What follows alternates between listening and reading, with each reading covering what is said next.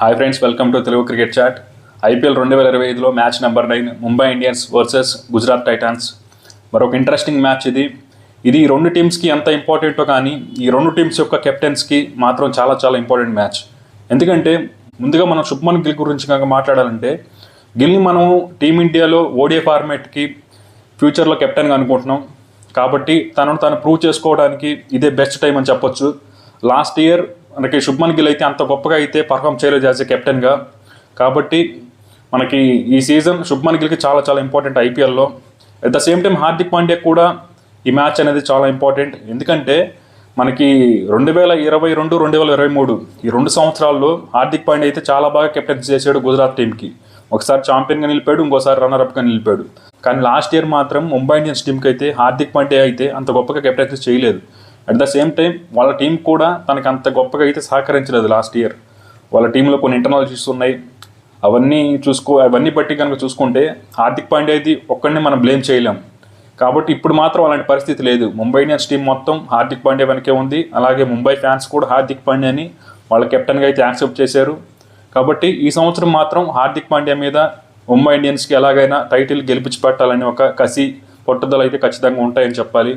కాబట్టి back of the mind ఆ pressure కూడా హార్దిక్ పాండ్యా మీద ఉంటుంది. ఫస్ట్ మ్యాచ్లో అయితే మనకి హార్దిక్ పాండ్యా అయితే ఆడలేదు, కానీ రేపు మ్యాచ్లో తను తిరిగి వచ్చేస్తాడు. కాబట్టి తను ఎలా కెప్టెన్సీ చేస్తాడో చూడాలి ఫస్ట్ మ్యాచ్లో. ఇక ఈ రెండు టీమ్స్ మధ్య హెడ్ టు హెడ్ స్టాట్స్ ఎలా ఉన్నాయి కనుక చూసుకుంటే, గుజరాత్ టైటాన్స్ మరియు ముంబై ఇండియన్స్ మధ్య ఇప్పటివరకు ఐపీఎల్లో 5 మ్యాచ్లు జరిగాయి. 3 మ్యాచ్ల్లో గుజరాత్ టీం గెలిస్తే 2 మ్యాచ్ల్లో ముంబై టీం గెలిచింది. ఓవరాల్ స్టాట్స్ అయితే కాస్త గుజరాత్ టీంకి అయితే ఫేవర్గా ఉన్నాయి. అలాగే లాస్ట్ ఇయర్ ఈ రెండు టీమ్స్ మధ్య ఒక మ్యాచ్ జరిగింది. ఆ మ్యాచ్లో మనకి గుజరాత్ టీమే గెలిచింది. ఆ మ్యాచ్ ఒకసారి చూసుకుంటే ఫస్ట్ బ్యాటింగ్ చేసి గుజరాత్ టీం అయితే 168 రన్స్ అయితే స్కోర్ చేసింది 20 ఓవర్స్లో. కానీ ముంబై టీం అయితే 168 రన్స్ని కూడా చేస్ చేయలేకపోయింది లాస్ట్ ఇయర్. కాబట్టి అది కూడా వీళ్ళకి back of the mind run అవుతుంటుంది. వీళ్ళకి ఈ స్టేడియంలో అంత మంచి రికార్డ్ అయితే లేదు మనకి గుజరాత్ టీంతో. గుజరాత్ టైటాన్స్ మరియు ముంబై ఇండియన్స్ మధ్య నరేంద్ర మోడీ స్టేడియంలో 3 మ్యాచ్లు జరిగాయి.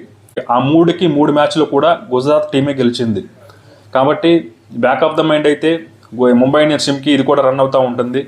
రేపు పిచ్ అలా ఉండబోతుంది నరేంద్ర మోడీ స్టేడియంలో అంటే జనరల్గా బ్యాటింగ్ ఫ్రెండ్లీ వికెటే ఉంటుంది. నాకు తెలిసి ప్రయోగాలు చేయరు అనుకుంటున్నాను. లాస్ట్ మ్యాచ్లో మనకి చూసాము, ఒక పంజాబ్ కింగ్స్ అయితే ఆల్మోస్ట్ 243 రన్స్ అయితే స్కోర్ చేశారు. గుజరాత్ టైటన్స్ కూడా ఆల్మోస్ట్ చేసినంత పని చేశారు. కానీ కాకపోతే మనకి వైశాఖ్ విజయ్ కుమార్ అయితే అవుట్ ఆఫ్ ద బాక్స్ రావడం వల్ల చేజ్ అయితే కుదరలేదు. లేకపోతే లాస్ట్ మ్యాచ్లో అయితే 243 కూడా చేసేదట్టే కనిపించారు. ఇక రేపు మ్యాచ్లో ఈ రెండు టీమ్స్ యొక్క ప్లేయింగ్ లెవెన్స్ ఎలా ఉంటాయి, మార్పులు ఏమన్నా ఉంటాయా అంటే, ముందుగా గుజరాత్ టైటన్స్ టీం గురించి కనుక చూసుకుంటే, వీళ్ళైతే లాస్ట్ మ్యాచ్లో బ్యాటింగ్ చాలా బాగా చేశారు. బౌలింగ్లో మాత్రం కంప్లీట్గా అందరూ చేతులు ఎత్తేశారు, ఒక్క సాయి కిషోర్ మినహా ఇచ్చి. కాబట్టి వీళ్ళ బౌలింగ్ మీద దృష్టి పెట్టాల్సి ఉంటుంది. అంటే వీళ్ళ బౌలింగ్లో కూడా అందరూ మంచి బౌలర్సే. ఇప్పుడు మనకి మహమ్మద్ సిరాజ్ కానీ, కగిసో రబాడా కానీ, రషీద్ ఖాన్ కానీ, వీళ్ళకి ముగ్గురు కూడా వరల్డ్ క్లాస్ బౌలర్స్. అయినా వాళ్ళు రన్స్కి వెళ్ళిపోయారు. అంటే ఇక్కడ వీళ్ళని బ్లేమ్ చేయడానికి కూడా ఏం లేదు. అక్కడ పిచ్లు అలా తయారు చేశారు అహ్మదాబాద్లో. కాబట్టి వీళ్ళు బ్యాటింగ్ మీద ఇంకాస్త ఫైర్ పవర్ అయితే చూపించాలి. ఎందుకంటే లాస్ట్ మ్యాచ్లో మనకి గుజరాత్ టీం చేసేటప్పుడు ఫస్ట్ 3 ఓవర్స్లో అయితే పెద్దగా ఇంపాక్ట్ అయితే క్రియేట్ చేయలేకపోయారు. ఇటు సాయి సుదర్శన్ కానీ, ఇటు శుభ్మన్ గిల్ కానీ ఇద్దరు కూడా కాస్త స్ట్రగుల్ అయినట్టు అనిపించింది ఫస్ట్ ఇనీషియల్గా 2-3 ఓవర్స్లో. కాబట్టి నాకెందుకో ఓపెనర్గా శుభ్మన్ గిల్తో పాటు జాస్ బట్లర్ ఓపెన్ చేస్తే బాగుంటుంది అనిపిస్తుంది. నెంబర్ 3లో సాయి సుదర్శన్ వస్తే బాగుంటుంది అనిపిస్తుంది. ఎందుకంటే బట్లర్కి మనకి ఐపీఎల్లో 700s ఉన్నాయి. ఓపెనర్గా చాలా మంచి రికార్డు ఉంది. కాబట్టి వీళ్ళు ఒక చేంజ్ చేస్తే బాగుంటుంది అనిపిస్తుంది. ఇక ఇంకొక చేంజ్ ఏంటంటే, హర్షద్ ఖాన్ అయితే లాస్ట్ మ్యాచ్లో అయితే 1 ఓవర్ బౌలింగ్ చేశాడు, 21 రన్స్ ఇచ్చాడు. తను బ్యాటింగ్లో కూడా పెద్దగా వచ్చినట్లేదు తనకి. కాబట్టి తన ప్లేస్లో వాషింగ్టన్ సుందర్ ఏమన్నా టీంలోకి తీసుకొస్తారేమో చూడాలి. అందుకే వాళ్ళ ప్లేయింగ్ లెవెన్ ఒకసారి చూసుకుంటే శుభ్మన్ గిల్ మరియు జాస్ బట్లర్ అయితే ఓపెన్ చేస్తారు. నెంబర్ 3లో సాయి సుదర్శన్, నెంబర్ 4లో రూదర్ఫోర్డ్, నెంబర్ 5లో రాహుల్ తివాటియా, నెంబర్ 6లో షారుఖ్ ఖాన్, నెంబర్ 7లో వాషింగ్టన్ సుందర్ లేదా హర్షద్ ఖాన్, నెంబర్ 8లో సాయి కిషోర్, నెంబర్ 9లో కగిసో రబాడా, నెంబర్ 11లో మహమ్మద్ సిరాజ్ అయితే టీంలోకి వస్తారు. ఇక ఇంపాక్ట్ ప్లేయర్గా ప్రసిద్ధ్ కృష్ణ అయితే టీంలోకి వస్తాడు. లాస్ట్ మ్యాచ్లో ప్రసిద్ధ్ కృష్ణ కూడా అంత ఎఫెక్టివ్గా అనిపించలేదు. కాబట్టి మనకి ఇషాంత్ శర్మని ఏమన్నా ఇంపాక్ట్ ప్లేయర్గా యూజ్ చేస్తారేమో చూడాలి. ఇక ముంబై టీం విషయానికి వస్తే, లాస్ట్ మ్యాచ్లో ముంబై టీం బ్యాటింగ్లో ఫెయిల్ అయిందని చెప్పాలి. ఎందుకంటే 155 రన్స్ని డిఫెండ్ చేయడం అంటే అంత ఈజీ కాదు. మనకి ఈ హార్దిక్ పాండ్యా లేడు, మనకి జస్ప్రీత్ బుమ్రా లేడు. వాళ్ళిద్దరు లేకుండా 155 రన్స్ని డిఫెండ్ చేయలేదంటే అందుకే బౌలర్స్ని బ్లేమ్ చేయడం కరెక్ట్ కాదు. వీళ్ళ బ్యాటింగ్లోనే ఫెయిల్ అయ్యారు లాస్ట్ మ్యాచ్లో. ఇప్పుడు రోహిత్ శర్మ చూసుకున్న 0కి అవుట్ అయ్యాడు. అలాగే రియాన్ రెకెల్టన్ మరియు విల్ జాక్స్ అయితే కాస్త ఇనీషియల్గా మెరిపించినప్పటికీ కూడా వాళ్ళు కూడా పెద్దగా స్కోర్ చేయలేదు. అలాగే తిలక్ వర్మ మరియు సూర్యకుమార్ యాదవ్ మధ్య ఒక మంచి పార్ట్నర్షిప్ వచ్చినప్పటికీ కూడా వాళ్ళు కూడా అయితే ఒక ఇంపాక్ట్ఫుల్ ఇన్నింగ్స్ అయితే ఆడలేకపోయారు. ఒక దీపక్ చాహర్ ఒక్కడే కాస్త ఒక 28 రన్స్ ఏమో స్కోర్ చేశాడు 15 బాల్స్లో. కాబట్టి వీళ్ళు బ్యాటింగ్లో అయితే లాస్ట్ మ్యాచ్లో అయితే ఫెయిల్ అయ్యారని చెప్పాలి. బౌలింగ్లో అయితే మనకి వాళ్ళని బ్లేమ్ చేయడం కరెక్ట్ కాదు. At the same time Vignesh Puttur అయితే చాలా బాగా పర్ఫామ్ చేశాడు. మనకి ఇంపాక్ట్ ప్లేయర్గా వచ్చి మనకి ట్రెంట్ బోల్ట్, మిచెల్ శాండర్ మరియు దీపక్ చాహర్ లాంటి బౌలర్స్ని కూడా డామినేట్ చేసి మనకి విఘ్నేష్ పుత్తూర్ అయితే 3 వికెట్స్ అయితే తీసుకున్నాడు బౌలింగ్లో. కాబట్టి ఈ మ్యాచ్లో కూడా తను ఖచ్చితంగా ఇంపాక్ట్ ప్లేయర్గా కానీ లేదా ప్లేయింగ్ 11లో కానీ ఆడే అవకాశం అయితే ఉంది. ఇక ముంబై ఇండియన్స్ ఒక ప్లేయింగ్ 11 చూసుకుంటే మనకి హార్దిక్ పాండ్యా వచ్చాడు కాబట్టి ఒక చేంజ్ అయితే ఖచ్చితంగా ఉంటుంది. అదేంటంటే లాస్ట్ మ్యాచ్లో మనకి రాబిన్ మింజ్ అయితే ఆడాడు నెంబర్ 6లో. కాబట్టి హార్దిక్ పాండ్యా వస్తే తను ఆటోమేటిక్గా బయటకు వెళ్ళిపోతాడు. ఇక వీళ్ళ ప్లేయింగ్ 11 చూసుకుంటే రోహిత్ శర్మ మరియు రియాన్ రెకెల్టన్ ఓపెన్ చేస్తారు.